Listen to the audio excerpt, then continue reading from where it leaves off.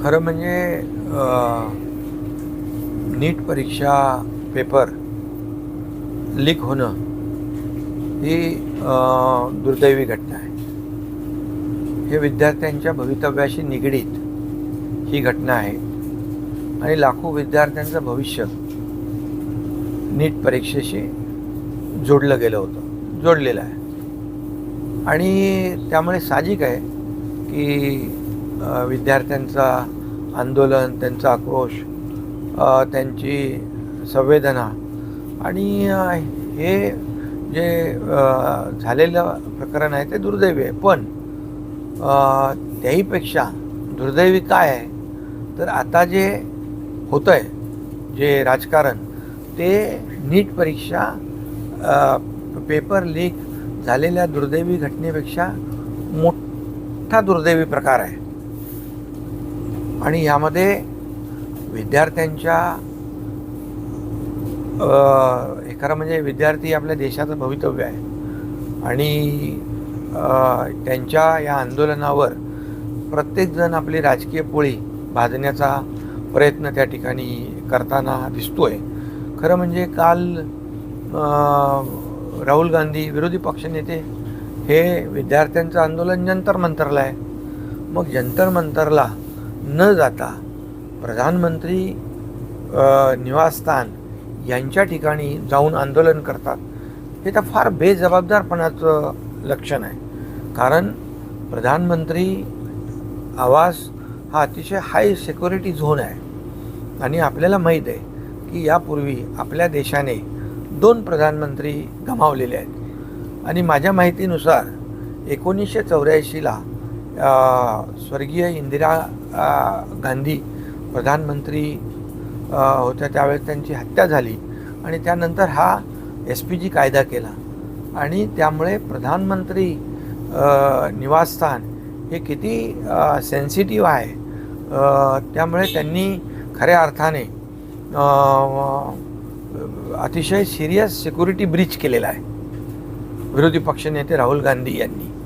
कारण त्यांचा काय मनामध्ये होतं माहीत नाही, पण ते सगळ्यांना आवाहन करत होते, इकडे या, इकडे या, इकडे या. आणि त्या ठिकाणी ठीक आहे, त्यांचा स्वतःवर कंट्रोल आहे, त्यांच्या खासदारांवर असू शकतो, परंतु मॉब सायकोलॉजी आहे त्याच्यामध्ये कोणाचं कंट्रोल राहणार. आणि मग अशा परिस्थितीमध्ये प्रधानमंत्री निवासस्थानामध्ये काही घातपात घडवण्याचा त्यांचा प्रयत्न होता का, अशा प्रकारची देखील शंका या ठिकाणी येते. कारण ते नेहमी आज आपण पाहतोय की बांगलादेशचं उदाहरण देतात, ते नेपाळचं उदाहरण देतात, ते श्रीलंकेचं उदाहरण देतात आणि तिकडे कसं जनता रस्त्यावर आली. म्हणजे या देशामध्ये पण अराजकता पसरवण्याचा एक त्यांचा प्रयत्न आहे का, देशामध्ये कायदा सुव्यवस्था, देशामध्ये अशांतता पसरवण्याचा प्रयत्न आहे का, अशी देखील शंका या ठिकाणी येते. आणि मी आपल्याला सांगू इच्छितो की नीट परीक्षा पेपर फुटणं हे दुर्भाग्यच आहे. पण त्यानंतर झालेली नीट परीक्षा जी झाले नव्याने, त्याच्यामध्ये 20-22 लाख विद्यार्थी बसले, 11 लाख विद्यार्थी त्याच्यात पासआउट झाले, क्वालिफाय झाले. त्याचबरोबर दुसरी परीक्षा जी आहे JEE, जी आपल्या IITसाठी होते, त्याच्यात देखील जवळपास 16 लाख विद्यार्थी बसले. तिसरी एक CUET, common university entrance test जी आहे, ती देखील परीक्षा या ठिकाणी झाली. त्याला जवळपास 15-16 लाख विद्यार्थी बसले. म्हणजे जवळपास 40 ते 50 लाख विद्यार्थी या ठिकाणी वेगवेगळ्या परीक्षांमध्ये बसतात. त्यांचं काउन्सिलिंग देखील सुरू झालं, सगळं झालं आहे. आणि ही दुसरी नीट परीक्षा झाली, त्यामध्ये स्वतः केंद्र सरकारने, प्रधानमंत्री मोदीजींनी त्याच्यामध्ये हस्तक्षेप करून देशाचं संरक्षण विभाग जो आहे त्याला त्याच्यामध्ये इन्व्हॉल्व करून हवाई दलाची देखील या ठिकाणी मदत घेतली गेली. एवढं काटेकोरपणे या ठिकाणी ती नीटची परीक्षा झाली. तर यासाठी माझं एवढंच म्हणणं आहे की आज या विद्यार्थ्यांच्या आंदोलनाचा एक आधार घेऊन अनेक राजकीय पक्ष स्वतःच्या राजकीय पक्षाची पोळी भाजायचं, राजकीय पोळी भाजायचं प्रयत्न करतायत. या विद्यार्थ्यांच्या खांद्यावर बंदूक ठेवून चालवण्याचं काम करतायत. हे दुर्दैवी आहे. आणि म्हणून विद्यार्थ्यांचे बरोबर देशाचे प्रधानमंत्री देखील त्यांनी जी NDAची बैठक घेतली त्यामध्ये संवेदना व्यक्त केल्या आणि हे विद्यार्थ्यांच्या बरोबर कुठल्याही परिस्थितीमध्ये अन्याय होता कामा नये, त्यांना न्याय मिळाला पाहिजे ही भूमिका प्रधानमंत्री महोदयांनी देखील त्या बैठकीमध्ये मांडलेली आहे. आणि मला विश्वास आहे की यामध्ये जे जे कोणी दोषी असतील, जे जे जबाबदार असतील त्यांच्यावर प्रधानमंत्री मोदीजी एकालाही सोडणार नाही, त्या सगळ्यांवर कारवाई करतील असा विश्वास या ठिकाणी मला वाटतो. कारण विद्यार्थ्यांचं भवितव्य घडवण्याचं काम या ठिकाणी गेल्या 10-12 वर्षामध्ये मोदीजींनी केलं. त्यामध्ये मी आपल्याला आठवण करेन की all India institute of medical science AIIMS, त्याचबरोबर IIT, IIM अशा प्रकारचे मोठ्या संस्था ज्या मोदीजींनी सुरू केल्या. याच्या मागचं स्टार्टअपचा आता हब आपला देश झालेला आहे. आणि तरुणांना रोजगार मिळाला पाहिजे, त्यांना चांगलं शिक्षण मिळालं पाहिजे, यासाठी त्यांचा प्रयत्न आहे. आणि म्हणून मला एक विश्वास आहे की जे काय आता राजकीय जे सुरू आहे तिकडे, आणखी काही लोक गेले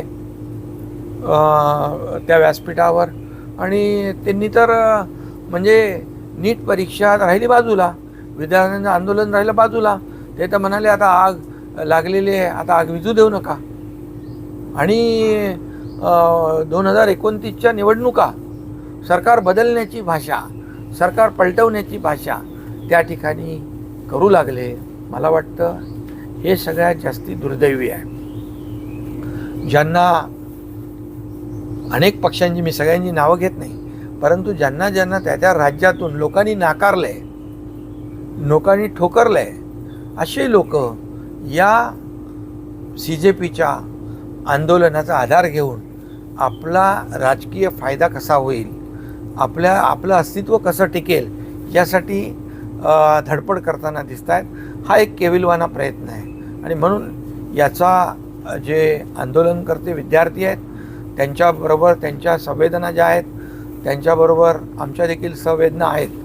आणि मी आपल्याला एवढंच सांगू इच्छितो की आम्हाला विश्वास आहे की मोदीजींची जी कार्यपद्धती आहे त्यांना आम्ही जवळून पाहतो आहे की यामध्ये जे जे कोणी दोषी असतील त्यांना कुणालाही एकालाही पुन्हा एकदा मी सांगेन की मोदीजी सोडणार नाहीत, त्या सगळ्यांवर कठोर कारवाई करतील अशा प्रकारचं सुतोवाच काल NDAच्या बैठकीमध्ये त्यांनी केलेला आहे. साहेब, तुम्ही मोदीजींनी जे केलेलं आहे विद्यार्थ्यांसाठी ते सांगितलं, परंतु विरोधी पक्षनेते राहुल गांधी यांनी आता मागणी केली आहे की या सगळ्या प्रकाराबद्दल पंतप्रधानांनी विद्यार्थ्यांची माफी मागितली पाहिजे.